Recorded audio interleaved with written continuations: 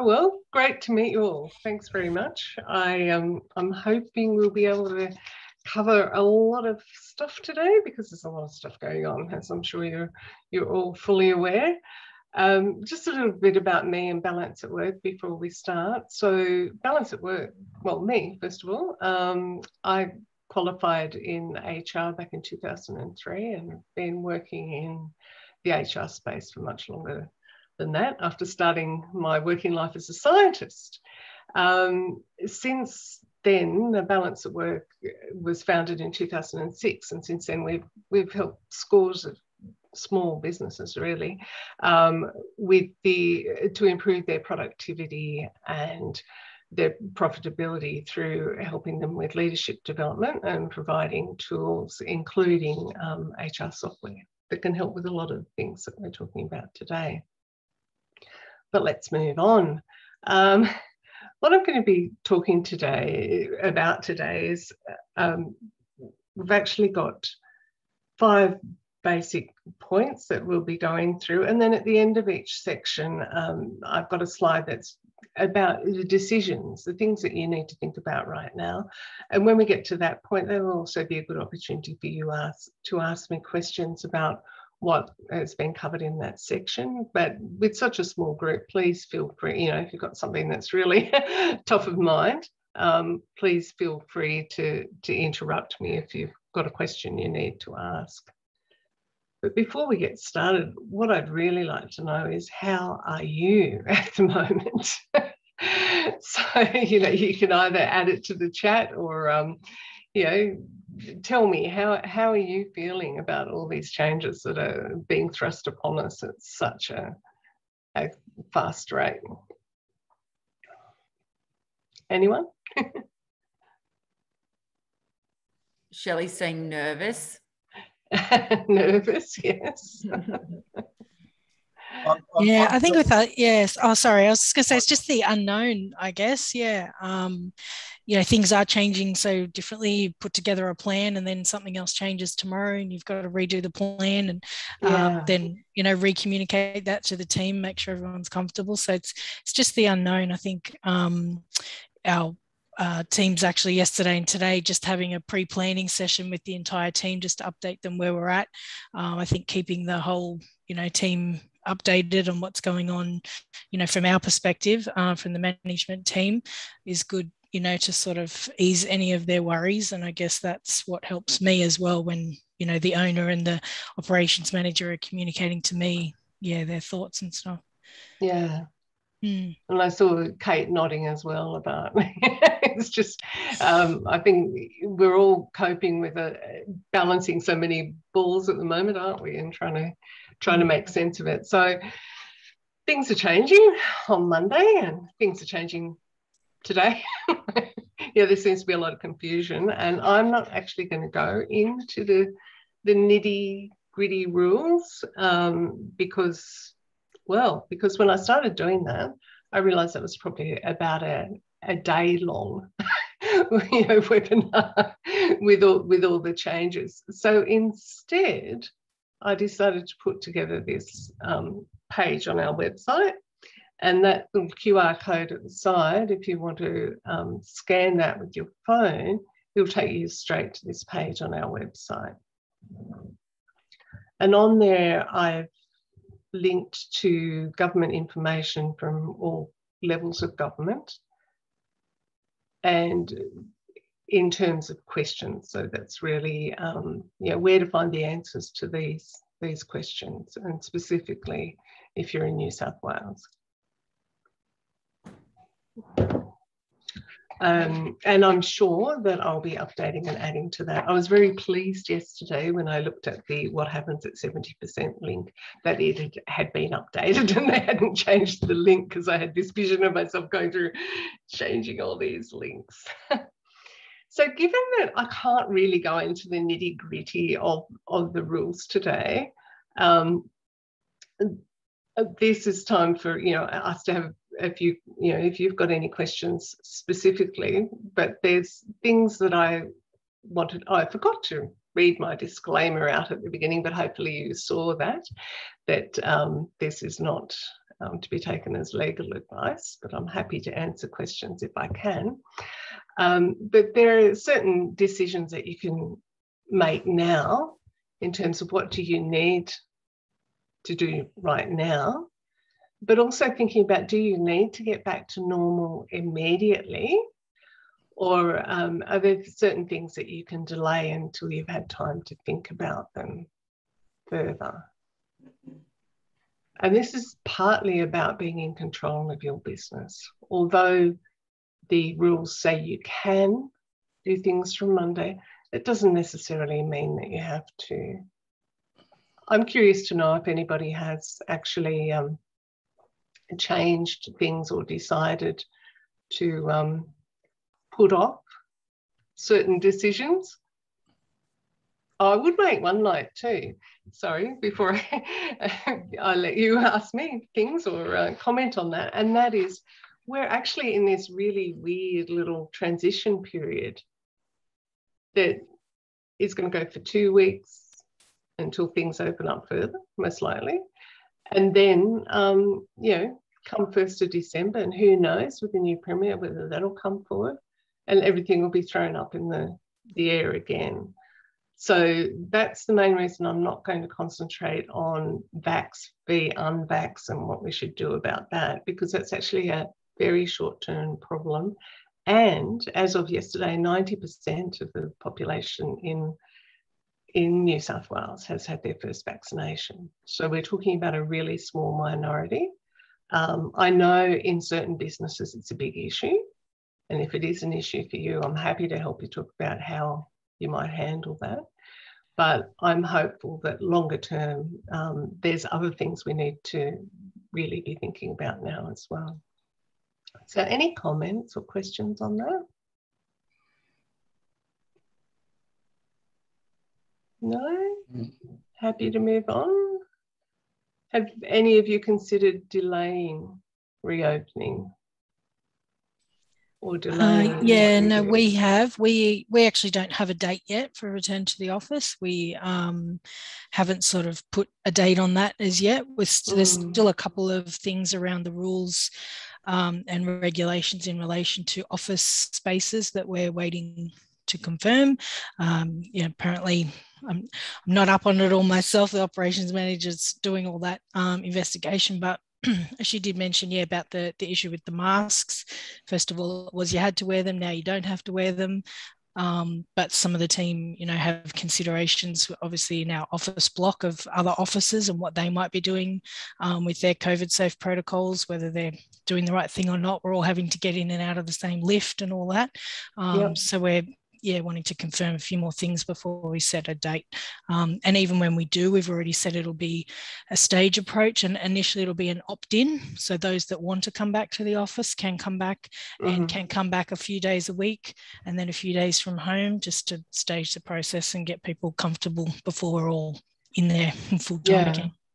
And what about clients? Do you have clients who would normally have come into the office? We don't normally. Okay. We there's a few, the odd, but we manage that. Yeah, our brokers actually go out to visit clients usually. Yeah, so it's a little bit different around that. Okay, great. So there is always going to be that option to delay, but from a business case scenario, there's good reasons why you wouldn't too. Okay, so let's have a look at the next section.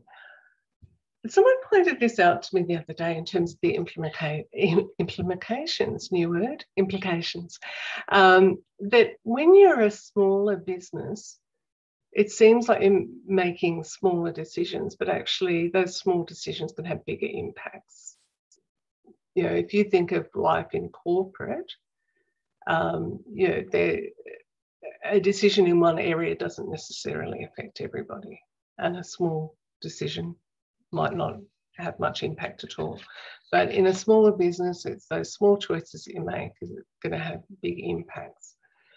I'm stealing from Catherine Hawes from Digital Age Lawyers about the importance of managing the risks in your business and staying in control of your business. So that's an implication that we're all facing with COVID. You know, how do we manage these new risks and how do we stay in control? And now I'm going to talk a bit about the policies you need and also the culture and what's happening overseas. They're seeing, and in Australia actually, and what's been called the Great Resignation. Has anyone heard of the Great Resignation? Well, you're going to be hearing of it. I think there was an article in the AFR a couple of weeks ago. And that's essentially, well, in Australia, 40 to 50% of people are saying that once things go back, they want to resign and look for another job. So if you translate that into your business, what impact will that have if 40 to 50% of your employees are looking for other jobs? And this is because COVID's made people rethink what's important to them. But it also means that there has to be more effort put in by the employer in terms of keeping them. So with that in mind, I've got some questions for you. And sorry, this is a very busy slide. So these are things that I think you should be considering now, on top of everything else. And I know the technicalities and the practical things are the things that are keeping us awake at night. But to prevent you having to be stressed out in the future, these are certain things that I think you need to be thinking about. So first of all, the way you've been doing things, is that actually consistent with how you wish to operate from now on? So if we talk, for example, about, Shelley and I were talking previously about the whole concept of working from home and how that used to be unusual. And now it's just every day for so many people. So how does that fit in with what you've stated previously as your structure and your purpose and your culture and your values? We talk about, you know, getting back to normal, but you need to think about, well, do you really want to get back to normal and how that was, or is this an opportunity to change things? Many businesses are finding that they may have kind of slackened off a bit in terms of what they're expecting from employees while they're working from home. You know, you're giving staff a bit more leeway in terms of childcare and, you know, supervising the school at home, things like that. But as business ramps up, will you be expecting more from them, regardless of where they're working? And how will you advise that? Are you going to revisit your KPIs, revisit position descriptions even? How, in that context, are you going to keep people motivated? And this is an interesting one. Can you be both consistent and flexible? When we've got a small team, it's often important to us to feel that we're being consistent. But as everything's changing so rapidly, there's also a need for us to be flexible, both in terms of how we react, but also flexible in allowing what in the past we might have seen as inconsistencies. And we'll get onto that a bit in a minute when we talk about flexible work arrangements. How do you include everyone? And this is a big culture issue when you have people working from home. Different people will want to be included in different ways. So my response to that would be, well, ask them. Ask them what you can do to help them feel like they're part of the team. And I'm sorry to say that I think there may be a bit of a spike in workplace conflict and complaints, especially if your business is in an area where there's differences around things like vaccination and mask wearing. I saw a comment this morning. Someone said, please explain to me why wearing a mask would stop me from going to the office. So, you know, there's very strong feelings on both sides. And if you have someone turn up to work in a mask, nobody else likes it, how do you manage that if they're doing that for their own personal safety? So how can you be ready for all these things? So in terms of the policies that I think need revisiting, this would be my list of essential policies. Essential in terms of in terms of you should be checking these now. It's not an exhaustive list, but you should be checking them in terms of how do they take into account this new environment we're living in. So, as I said, it's not exhaustive, but there's a lot there to be considered. So, risk assessment is an obvious one, workplace health and safety. I'm not sure if you heard this morning, it's expected there'll be a big increase in workers' compensation claims. And at the moment, essential workers, when they make a claim, it will be assumed that they caught COVID at work. But for anyone else who's caught COVID, they'll need to prove that they caught it at work to make it a workers' comp claim. So there's, the law's changing all the time. A lot of things are being tested in the courts anyway, as we've seen with, vaccine refusal. Bullying and harassment for the reason, and the grievance policy for the reasons I've just said earlier about conflict. Privacy in terms of your employee information. And for someone like Kate, this will also apply to your volunteers. And, what comfort can you give them, I suppose, that their personal information about their vaccination status will be kept quiet or kept private? That then raises the issue of, well, what if they say, I'm not going to show you my certificate? Because at the moment, I don't think you can mandate that. That's probably a good indication of what the vaccination status is, but anyway. And then, social media policy probably doesn't seem like it's an issue, but if you think of how much during the pandemic, how much information has been and misinformation has been shared via social media, and just what you would accept any of your staff putting out there on social media.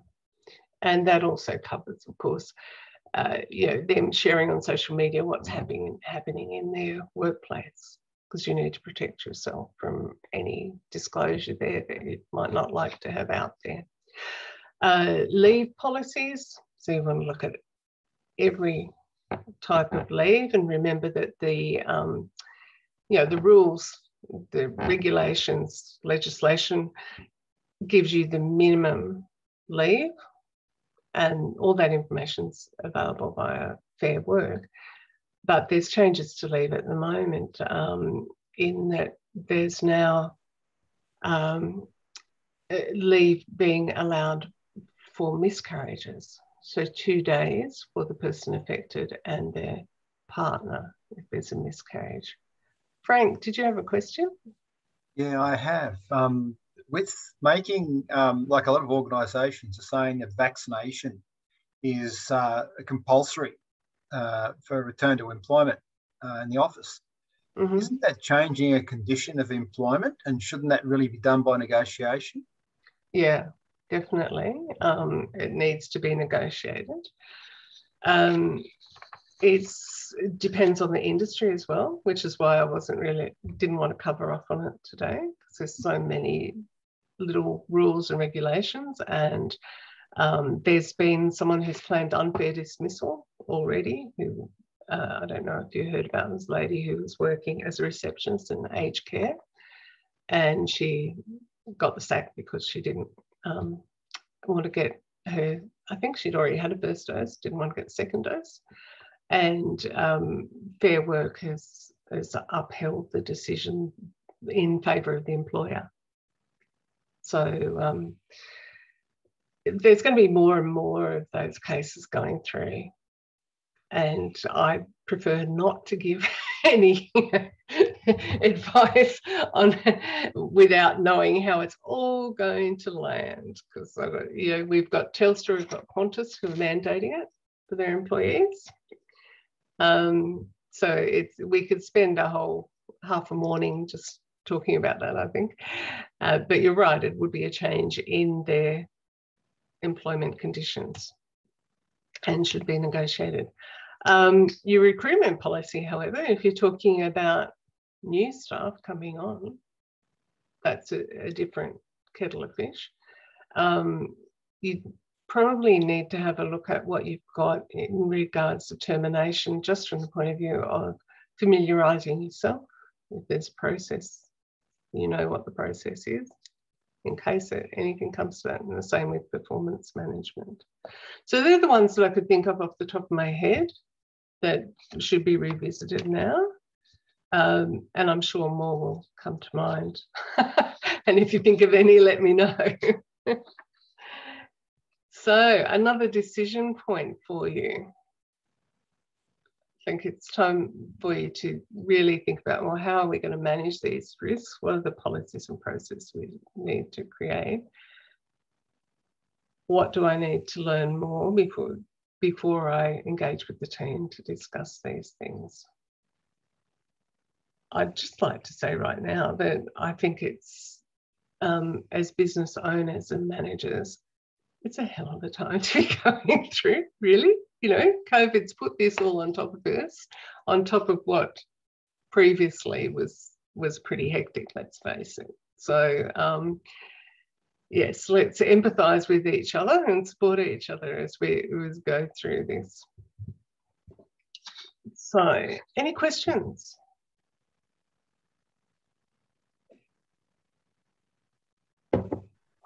Or comments? Sorry. Yeah, I've got clients that have that go onto work premises, and to go onto the premises, it's a condition that be, you know, a safe work environment. And one of the things that they're asking for is they're asking for COVID certificates before they're allowing people onto the premises. Mm-hmm. And he's said to his team, look, guys, if we're going to go on and do the work, we need to be double vaxxed. And that's the only way they've been able to go ahead. So for them, it's been a condition of employment that's been forced on them by their customers. Yeah, yeah. And, you know, in areas like construction, and if you're going to, I visited my mother in a nursing home. I got early entry last week, but I still had to prove that I was double vaccinated. And I think we'll see more and more of that. But as I said, it'll become less and less of an issue as a higher proportion of the population is vaccinated. Okay, any other questions or comments on that? So now it's time to look at some future, well, they're not all future, but the other waves of change that I would see as non-COVID, most of them. Well, at least, yeah, the majority of these on this slide. So flexible work arrangements have been around for quite a while. And if you look at Fair Work, and there's a link on that page I shared earlier, it specifies what the minimum standards are for that and what the best practice is. The starting point, if somebody asks you if they can have a flexible work arrangement, is for them to actually put it in writing to you. Okay. So if someone starts, you know, they've looked up Fair Work and they think they're entitled to a flexible work arrangement, that's going to be a first step, is ask them to put it in writing. And then there's a process that you can follow, and the links on that page I shared earlier.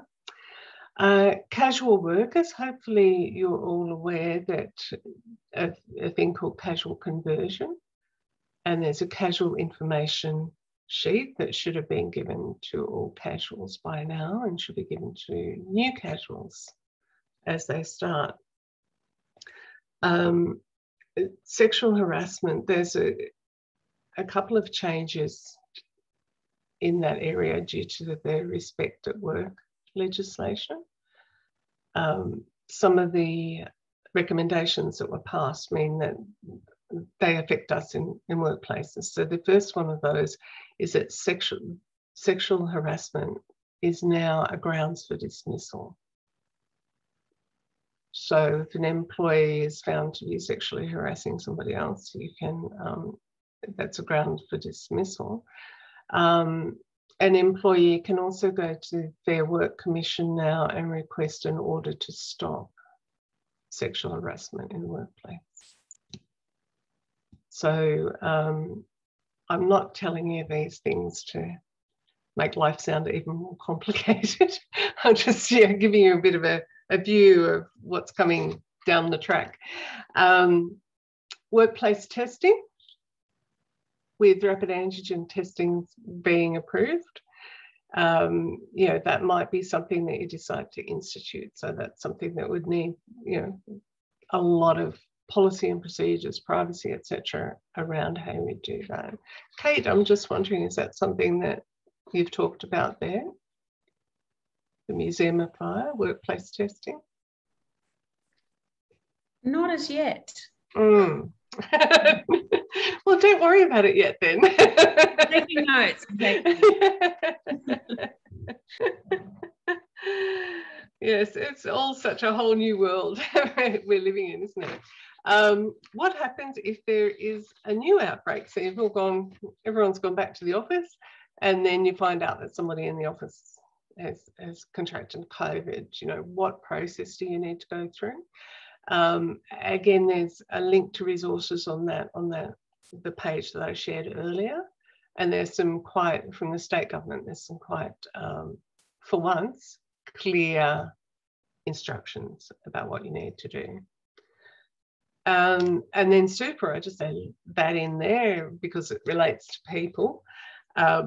But there's a new rule come in about new employees. If you're putting anyone new on, that you need to find out, you can actually search on the ATO website and find out what super is stapled to them, which I think is interesting terminology. So that if they don't choose a different super, then you can contribute to the super fund that they're already a member of.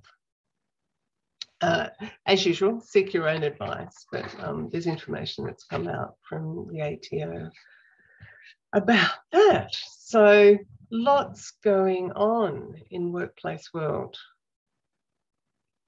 So just to, I've given you a lot of information, but I think, let's look at what might be a process for working through any of these issues that we've discussed today.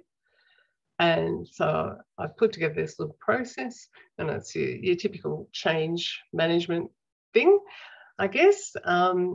So step one is going to be decide what your purpose. So, what is the outcome that we're after with this particular thing that we're doing? For example, if you want to mandate vaccines, why are you doing it? What are you hoping to achieve by that? Ask the team for their opinions, consider what your options are, and during that phase, you're going to be collecting as much information as possible, clarify what your priorities are, and then implement the change, obviously with the appropriate communications, and then you're just going to be repeating and reviewing as you go through those different changes. So I'm curious for you to tell me if you have thought about any of those changes in those last waves I just mentioned and whether they might affect you. Yes, no, maybe? Can you go back to that screen? Yeah, good idea.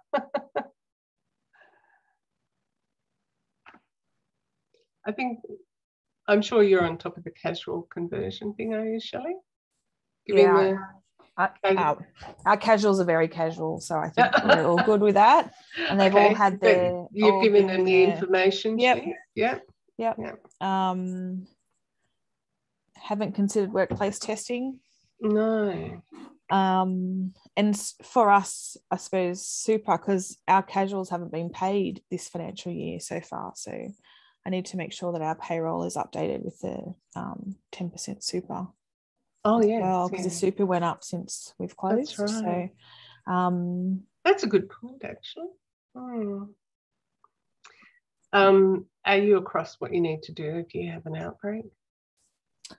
I know where the information is. Yeah. So I know you're supposed to have, at least 3 employees or something. Considering we've only got, 8, it's not, that's quite a big part of our workforce. So I'm assuming, but then if I got it or my brother got it, then it'd really affect the business anyway, being the full-time employees. So I suppose you make decisions on what happens, but yeah, I know where the rules are. I've read them, but I don't know them all exactly off the top of my head. No. I just wanted to know that you knew. Crossing my fingers that I don't have to. Yeah, exactly. I think you and Kate are particularly vulnerable from the point of view of having, strangers come in. Yeah. Right. Something just came to mind as we were talking about that, but hopefully I'll remember what it was later. Okay, so where can you get information and support? There's all the online official sources, and I've gathered as many of those as I can fit into that webpage that you've all got. The Chamber, obviously, Western Sydney Business Centre can offer help, as can Business New South Wales, and then which is the State Business Chamber, and then Service New South Wales. That's the business concierge number I've put at the end there. I don't know if anyone's called them lately. I know there was issues with getting answers before. No? Susan, I think it's better than it was. Okay, thanks, John. Sue has been checking in with them a couple of times recently, and she's been able to get through. I'm not sure that the advice was all that particularly helpful, but she has been able to get through. Okay, great. The other thing you did mention was the State Chamber. So Business New South Wales, we have an alliance program with them. So as a member of ours, you guys are also entitled to 3 workplace advice line calls a year. So I can't remember the number off the top of my head, some 1300 number, but there it is. So just drop me a line, and maybe I can pop it here in the chat actually. But that is a resource for you too. If you have any specific questions, that's part of your membership. And Stacey, there's also benefits to do with Western Sydney Business Centre as well, isn't there? You can get business advice from them as a chamber member. Sorry, I meant to check this all with you before we started. Yeah, they do have resources available. Yeah. So yeah, just hit me up and I'll send you all the details. Thank you very much. Thanks. Now, I just wanted to take a bit of a diversion, but it is actually relevant to everything we've been talking about today, and that's about mental health. It's going to be affecting, there's so many stresses affecting each of us with these responsibilities, and also affecting our staff with the uncertainty and the complexity of life as it is today. Notice this is the percentage of people surveyed who said they'd been exposed to these different stresses at work. But notice the date, 2019. So I'm thinking the percentages are probably going to be even higher than they were pre-COVID. And one good thing about COVID is it's made people more aware of mental health in the workplace and the impacts of everything else on our mental health. So I've collected, and we have another page, health resources onto this page. So again, if you want to scan the QR code, or you can go and have a look at our website, it's listed in our blog. There's a blog page. And it's interesting to see how many resources are now specific to small businesses and their staff. So I'd encourage you to go and have a look at those. The state government's even offering free training and coaching for managers to help with mental health.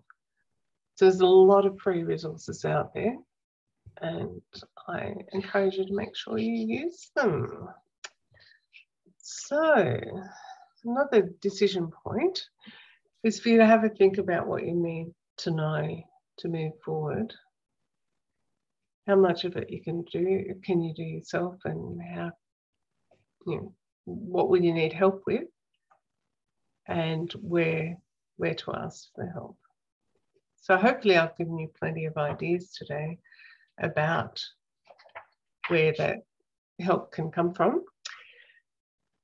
And now we're up to our, oh, sorry, I forgot to ask if you had any questions about any of that.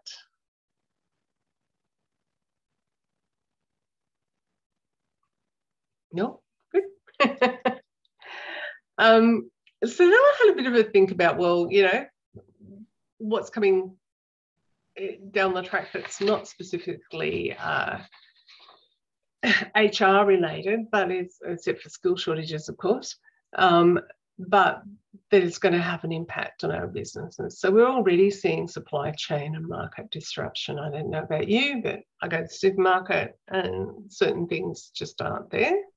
And that's because there's not people to pick the fruit or pack the whatever it is. It's not because there's a heightened demand for the product. It's just getting it to the market. You've probably noticed the market's flooded with avocados and strawberries at the moment, and that's because there's no functions happening, and that's where the bulk of them are being normally used. So expect the prices to go up in a week or two. Inflation's already happening. You'll know that if you've tried to renovate, or anyone who's building at the moment. So cost of supplies. COVID's brought on a digital acceleration, and that can have an impact on our business, both from the point of view of what we're going to use, digitally, what programs and things we're going to use, but it might also have an impact in terms of who you employ, how many people you need to employ, what work you can do more efficiently.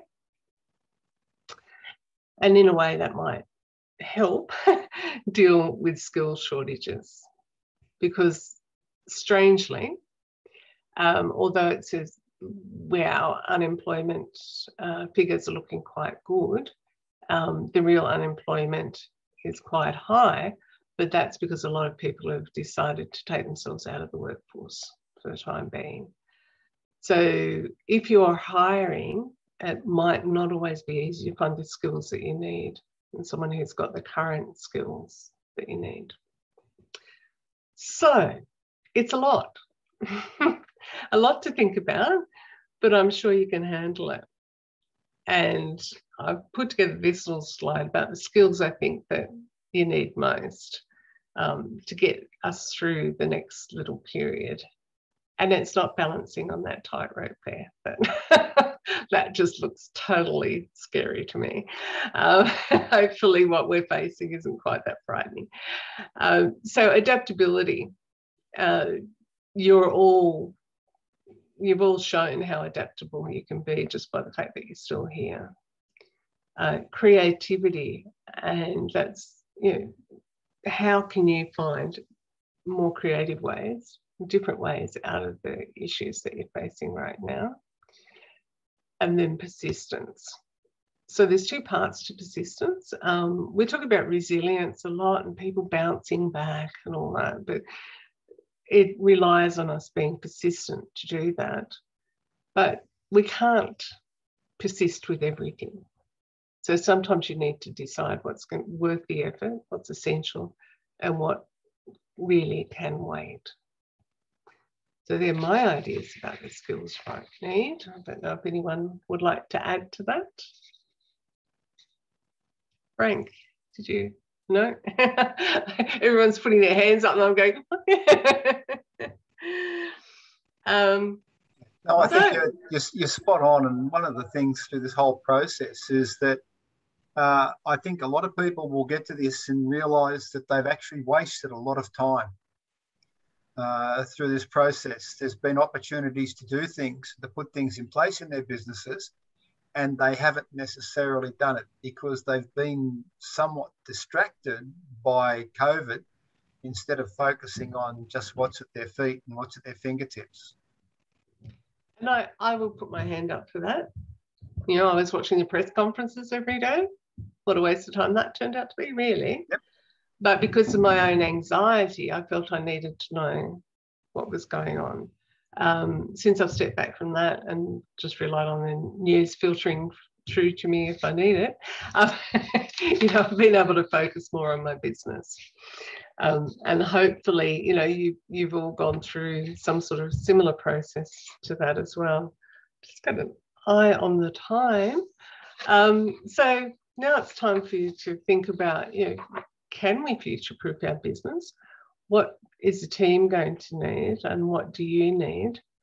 And I've just made that note for myself: vision, value, and voice. I've been doing a lot of reading about the Great Resignation and listening to webinars and things about how people can improve their culture.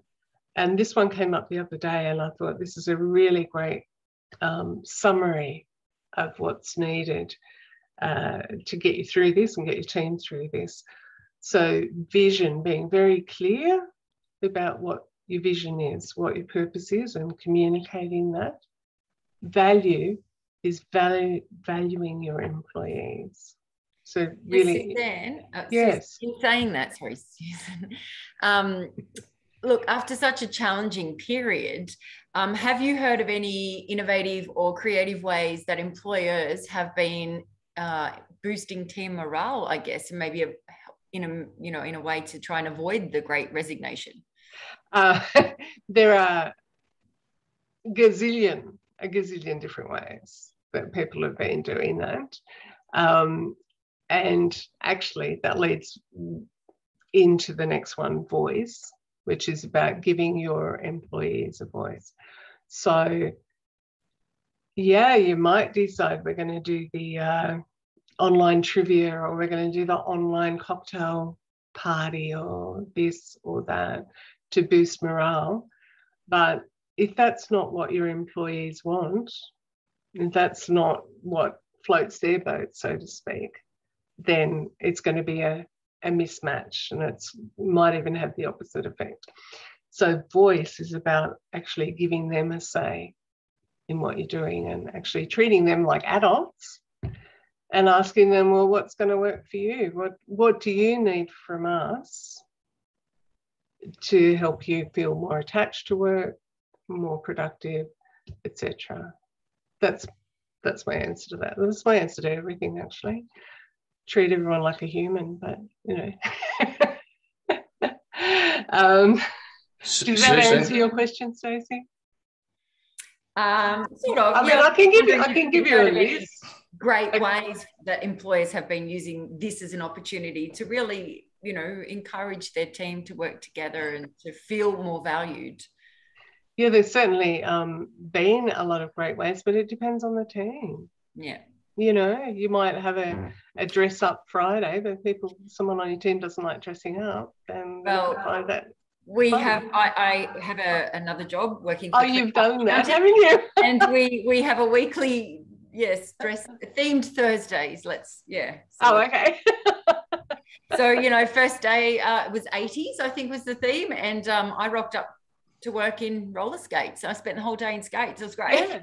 Yeah. I highly recommend a day in skates at the office. Fantastic. You'd love that. But there might be someone else who's quite introverted and goes, well, I just want to do my work, leave me alone. That's okay. Yeah, so I think these team building, motivating activities work when everyone's on board. And it's not always easy to get everyone on board. It's not easy to satisfy everyone either. So go with what works for the...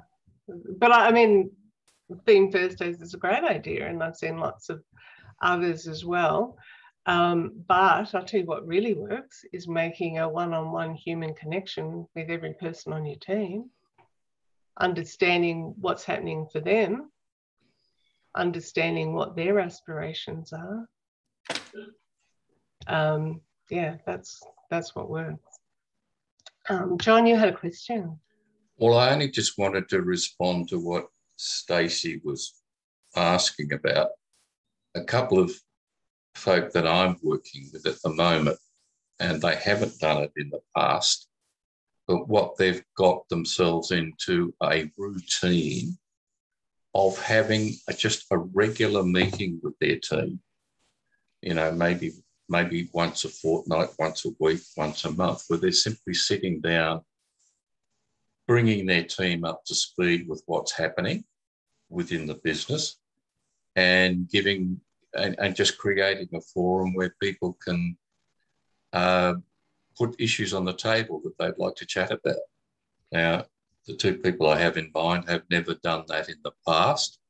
They're now doing it, and the team is responding accordingly. So it's just plain old communication, keeping people in the loop, and creating a forum where they feel the boss is interested in their point of view. And their ideas. It may be just that you need to do. There's a whole, as Susan said, there's thousands of things that you can do, but just the simple communication can often be the the formula that gets people committed to the business. Yeah. Every single employee feedback survey, engagement survey I've been involved in, one of the top three where people say is wrong with the place is communication. Always communication. I can tell you the other two, but not right now. So, conscious of the time. Gosh, we're fitting it in, so that's good. So as a final thought then, think about what changes you're willing to make so that you can come back strong. And that one story for your business comes back to the vision and the clarity and communicating it so that there are no surprises and having a game plan. But as we've observed, plans are going to probably have to change, but at least if you've got some sort of game plan, you've got a starting point. So that was a lot. Thank you for listening.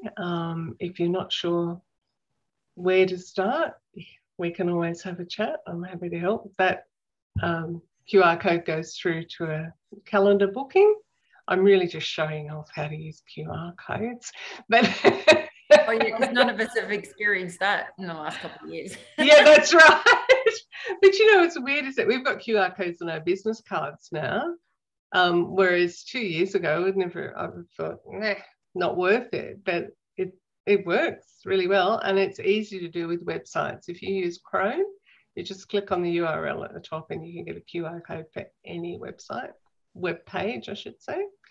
And so that's me. I'd love to hear from you if you've got any more questions or queries or just want to have a chat about where to start or what to do next. Thank you.